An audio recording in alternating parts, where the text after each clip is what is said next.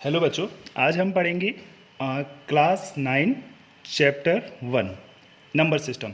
तो हम number system के बारे में पहले भी जानते हैं कि नंबर सिस्टम क्या होते हैं, कि पूरे नंबर्स का एक तरह से किस तरह से प्रोसीजर अभी तक हमने जो बचपन से पढ़ा हुआ है वो कैसे एक्सटेंड होता जा रहा है। ऑड और इवन नंबर सब जानते हैं ना। ऑड नंबर कौन से होते हैं? Which is not divisible by 2। और इवन नंबर कौन से होते हैं? Which is divisible by 2। अब हम आगे देखते हैं इसके आगे कौन से होते हैं? Natural number. नेचुरल नंबर कैसे होते हैं? All positive number begin from 1। For example, it is 1 2 3 dot dot dot till then infinity. This is the sign of infinity. ऐसे ही सेकेंड नंबर पे कौन से होते हैं? Whole number. होल नंबर कौन से होते हैं? The all positive number include zero. यानी अगर हम सारे नंबर्स जो हम नेचुरल नंबर हैं उन ही नंबर्स में जीरो भी ऐड कर दें तो वो कैसे हो जाएंगे? Whole number. हमने क्लास 6 में भी होल नंबर्स के बारे में पढ़ा हुआ है। ठीक है, हम आगे चलते हैं। इसके बाद आता है इंटीजर्स। हमने इंटीजर्स भी पढ़े। इंटीजर्स को हम और दूसरे नंबर से नाम से भी जानते हैं, all positive and negative number. तो हम यहाँ ऐसे भी बोल सकते हैं, it is all positive and negative number include zero. Zero भी इसमें है। अगर हम ये देखें सिंपली सी इमेजिन करके कि सारे पॉजिटिव नंबर जिनकी हम वैल्यू निगेटिव निकाल दें तो वो कैसे होंगे? इंटीजर्स। लेकिन ये नंबर कैसे होते हैं? Complete number. ये याद रखना, सारे पॉजिटिव और नेगेटिव नंबर्स कैसे होते हैं? Including complete number. उसमें से बीच में फ्रैक्शंस वगैरह नहीं ऐड होते। ठीक है। नेक्स्ट, अगर हम यहाँ पर एग्जाम्पल देखें तो एग्जाम्पल कैसे होगा? जैसे 0 1 2 डॉट डॉट डॉट और इधर -1 -2। यानी हमेशा नंबर लाइन पे जो लेफ्ट साइड में नंबर होता है वो नेगेटिव और जो राइट साइड में होता है वो पॉजिटिव। लेकिन इसका मतलब ये नहीं है कि नहीं हम यहाँ से ये वाले लेफ्ट हैं जो नेगेटिव हो जाएंगे। इसका हम एक अदर रीजन ये भी बोल सकते हैं, सारे पॉजिटिव नंबर्स जो होते हैं वो जीरो के राइट साइड में और सारे नेगेटिव नंबर जीरो के लेफ्ट साइड में। एक रूल्स और भी होता है कि सारे राइट साइड वाले नंबर्स लेफ्ट साइड वाले नंबर से बड़े होते हैं। अब यहीं पर देख लो, ये -1 और -2। -1 किधर है? हमारी राइट साइड में। -2 किधर है? लेफ्ट साइड में। इसका मतलब -1 इज बिगर टू -2। ठीक है। इसके बाद आता है हमारा रेशनल नंबर। रेशनल नंबर कैसे होते हैं? A numbers which we can write in p upon a number which can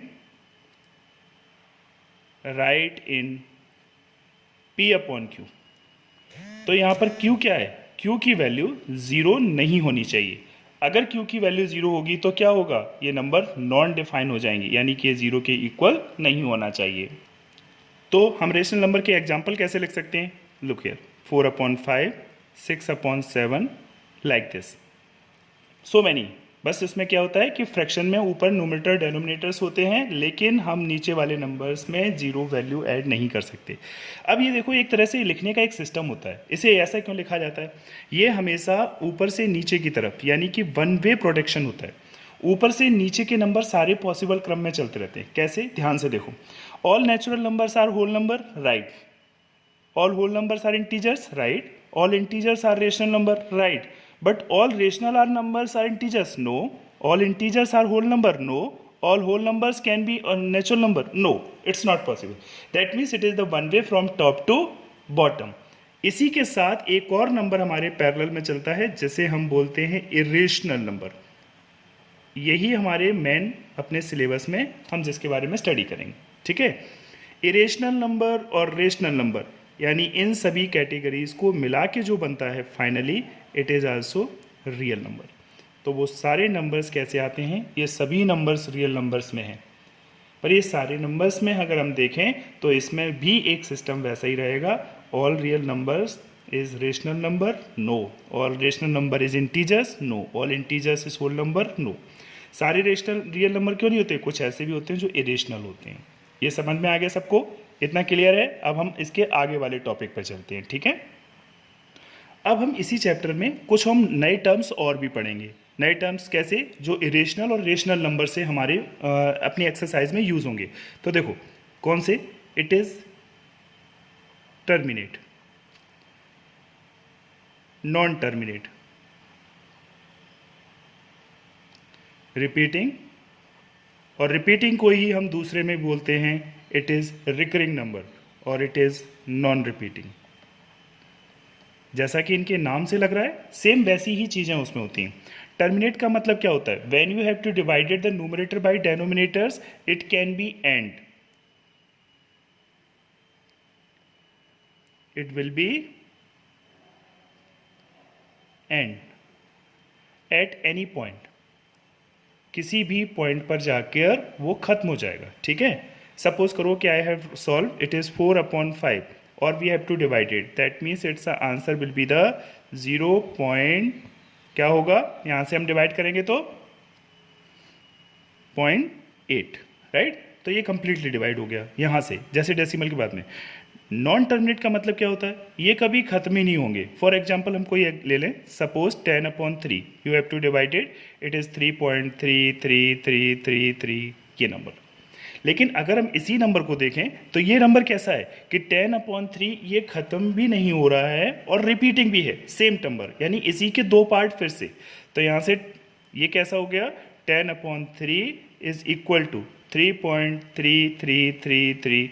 तो क्या कोई पूछे कि क्या सर ये नॉन टर्मिनल और नॉन टर्मिनेट और रिपीटिंग दोनों में कह सकते हैं?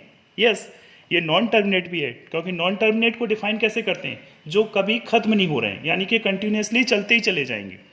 और रिपीटिंग कौन से होते हैं? जो वही नंबर बार बार रिपीट हो सकता है। क्या एक ही नंबर रिपीट हो सकता है? नहीं, कभी ऐसा भी हो सकता है कि 2 नंबर रिपीट हो रहे हो, कभी 3 नंबर रिपीट हो रहे हो। जो नंबर्स रिपीट होते हैं उन्हें हम रेशनल नंबर्स में लिखने के लिए कैटेगरी कैसे लिखते हैं? सपोज 3.3 बार, इसको हम क्या बोलते हैं? बार। बार का मतलब क्या हुआ कि यही वाला डिजिट जो है वो बार बार रिपीट होगा, दैट इज ओनली। अब नॉन रिपीटिंग कैसे होते हैं? सपोज हम किसी नंबर से डिवाइड करें और आप डिवाइड करके लंबी लंबी वैल्यू लिखते चले जाओ, कुछ भी, जैसे हम लिख रहे हैं 1.3798028 कुछ भी, मतलब आपकी वैल्यू जो है पर वो वैल्यू रिपीट नहीं हो पा रही, वो कंटिन्यूसली वैल्यू वैसी चली जा रही, कहीं ना कहीं कोई डिफरेंट नंबर, कोई ना कोई पैटर्न नहीं आ रहा है। तो इसे हम कैसे बोलेंगे? इट इज नॉन टर्मिनेट और it is non terminate and non repeating number. ऐसे नंबर जो नॉन टर्मिनेट होते हैं और नॉन रिपीटिंग होते हैं उन्हें हम इरेशनल नंबर कहते हैं। क्या कहते हैं? इरेशनल नंबर, यानी उनकी वैल्यू को हम प्रॉपर नहीं कह सकते। फिर मन में क्वेश्चन ये आता है कि अगर ऐसा कुछ है तो क्या ये रेशनल नंबर है? हाँ, ये रेशनल नंबर है। क्यों? क्योंकि इस टाइप के नंबर जिनके ऊपर बार होता है उन्हें हम कहीं ना कहीं P/Q की फॉर्म में कन्वर्ट कर सकते हैं। ठीक है, पहले हम इसे रेशनल और इरेशनल को एक बार थोड़ा सा और बताते हैं, फिर बताते हैं। ठीक है, हाँ, तो हम आते हैं रेशनल नंबर पे। तो रेशनल नंबर के हमने क्या समझा कि ऐसे नंबर जो कि P/Q की फॉर्म में लिखे जा सकें, कैन बी राइट, लेकिन यहां पर Q की जो वैल्यू है वो 0 के इक्वल नहीं होनी चाहिए। ठीक है, इसका मतलब इरेशनल नंबर कैसे होते हैं? इरेशनल नंबर वो होते हैं जो हम नॉन टर्मिनेट और non repeating can not be write in P/Q form.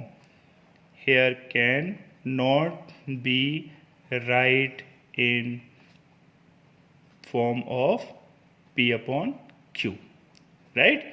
तो इस तरह के जो नंबर्स होते हैं वो सिंपली अगर हम देखें तो ऐसे नंबर जो रूट्स के अंदर आते हैं जिनकी वैल्यू कभी फिक्स नहीं होती, तो हम उन्हें बोल सकते हैं कि ये रेशनल नंबर है। जैसे √3, ये कैसा है? इरेशनल नंबर है। आप इसकी रूट की स्क्वायर की वैल्यू निकालना चाहो, कितनी भी वैल्यू तक निकालते जाओ, कभी वैल्यू रिपीट नहीं होगी। जैसे √5 है, ये कैसे है? इरेशनल नंबर है। √7 है, कैसे है? Irrational number. जो परफेक्ट स्क्वायर नहीं होते और रूट के अंदर है वो सारे के सारे इरेशनल नंबर में ही होते हैं। लेकिन अगर हम डेसिमल में लिखना चाहें तो किस टाइप के नंबर होते हैं? कुछ भी, आप अपने मन से जो भी लिखना चाहें वो इरेशनल नंबर है, बस उसमें एक पैटर्न रिपीट मत होने देना। सपोज करो मैंने लिखा 1.02 लिखा, अब मुझे फिर से रिपीट करना है तो 002, मैंने 0 के नंबर्स बढ़ा दिए, यहाँ पर 000, यहाँ से 2 और फिर ये 0002, एक 0 और आ गया इसमें, यहाँ पर कितने हो गए? 40, यहाँ 10, 20, 30, 40, इसी तरह से एक्सटेंड करते चले जाओ। जरूरी नहीं कि 0 ही बढ़ेंगे, आप कुछ और बढ़ा लो, 2 बढ़ा लो, 1.02, यहाँ से 0, फिर 22, फिर 000, फिर 222, राइट। Then it is. और आप कैसे भी पैटर्न्स में नंबर को बढ़ाते चले जाओ, वो क्या है, सारे के सारे इरेशनल नंबर है। तो ऐसे ही हम इरेशनल नंबर की कैटेगरी को डिफाइन करते हैं। ठीक है, अब वो क्वेश्चन क्या अभी हमने डिस्कस किया था कि अगर 3 पॉइंट बार की फॉर्म में है तो क्या उसे P अपॉन Q में लिख सकते हैं? हाँ बिल्कुल लिख सकते हैं। देखो एक नंबर देखते हैं कोई भी, जैसे सपोज करो कि लेट हमने नंबर लिया, इट इज़ 5.6 बार, ये हमारे पास में एक नंबर है। अब मुझे इसे P अपॉन Q फॉर्म में कन्वर्ट करना हो तो कैसे करेंगे? ध्यान से देखना, इस टाइप के क्वेश्चन जरूर आते हैं। तो यहाँ से सपोज करो कि मैंने लेट किया कि लेट x इक्वल हमारी वैल्यू कितनी है ये, अगर मैं इसका बार का साइन हटाऊंगा तो मैं इसे कैसे लिख सकता हूँ? 5.6666 डॉट डॉट डॉट, आप जितना चाहो उतना उसे एक्सटेंड करते जाओ, राइट। अब यहाँ पर हमारा डेसिमल के बाद में कितने डिजिट के ऊपर बार है? एक डिजिट के ऊपर, तो हम इससे किससे मल्टीप्लाई कर देंगे? 10 से। अगर सपोज करो कि डेसिमल के बाद 2 डिजिट के ऊपर मल्टीप्लाई होता तो हम किससे मल्टीप्लाई करते? 100 से। अगर 3 डिजिट के ऊपर बार होता तो किससे मल्टीप्लाई करते? 1000 से। उतने जीरो एक्सटेंड करते जाना है। तो हमने यहाँ पर क्या किया? मल्टीप्लाई बाई 10, हमने 10 से कर दिया। तो अब क्या होगा? यहाँ से देखो, ये हुआ 10x और इक्वल क्या हुआ? 56.6666 और ऐसे ही बढ़ते जाएंगे, क्योंकि ये तो कभी खत्म होने ही नहीं है, क्योंकि बार का साइन लगा हुआ है। अब हम क्या करेंगे? सेकेंड इक्वेशन में से फर्स्ट इक्वेशन को माइनस करो।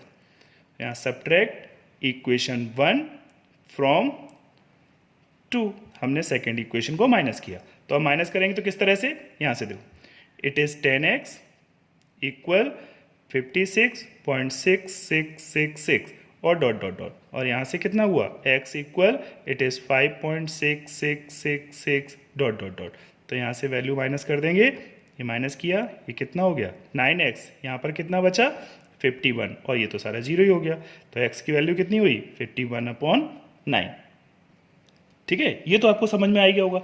एक देखो मैं तुम्हें एक अच्छी सी ट्रिक बताऊँ, शानदार। अगर जैसे हम कभी अपनी पुरानी एक्सरसाइज में हम स्टडी करते थे, तो स्टडी करने में हम क्या देखते थे कि अगर हमारे ऊपर डेसिमल के बाद में कोई नंबर्स होता था तो उसे हम जब डेसिमल साइन हटाते थे तो क्या करते थे? नीचे उतने ही जीरो एक्सटेंड करते थे। सबको ध्यान है ना? अब देखना शानदार ट्रिक, ऐसे ही हम इसमें डेसिमल में भी यूज़ कर सकते हैं।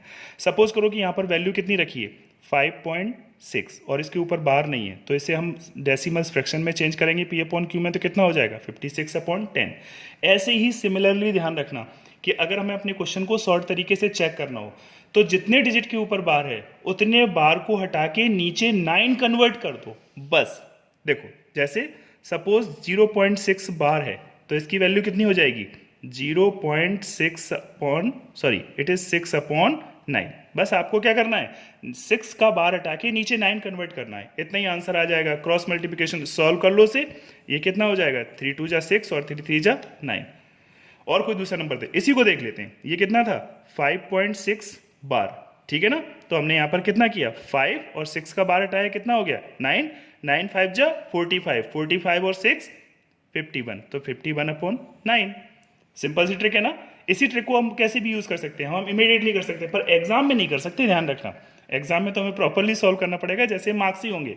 लेकिन ये क्या है, हम कंपटीशन लेवल पे हम इस ट्रिक को यूज करते हैं और इस ट्रिक से हम जल्दी से फाइंड कर सकते हैं जितने डिजिट के ऊपर बार है उतने डिजिट को हटा के बस 9 करें। जैसे और कोई एक नंबर देखें, जैसे लिखा है 1.1/3, ठीक है? तो अगर हम इसी नंबर को मिक्स फ्रैक्शन में कन्वर्ट करना चाहेंगे तो कैसे करेंगे? 3 1 जा 3 और यहाँ पर 4, तो ये 4/9। जो सिस्टम इसमें लागू हो रहा है ना, वही बस इस तरह से फ्रैक्शन में लागू करना। एक नंबर और देखते हैं। देखो यहाँ पर मैंने लिखा 3.2 और ये बार, तो हम इसे कैसे लिख सकते हैं? इट इज़ 3, इट इज़ 2, 9, 9 3 जा 27, 27 एंड 29, 29/9। क्लियर? समझ में आया ना? ऐसे ही बस इस तरह से कोई भी नंबर्स हो हम उसे डायरेक्टली कन्वर्ट करके मिक्स फ्रैक्शन उसमें प्रॉपरली रेशनल नंबर में चेंज कर सकते हैं। ठीक है? अब नेक्स्ट वीडियो के साथ फिर मिलेंगे।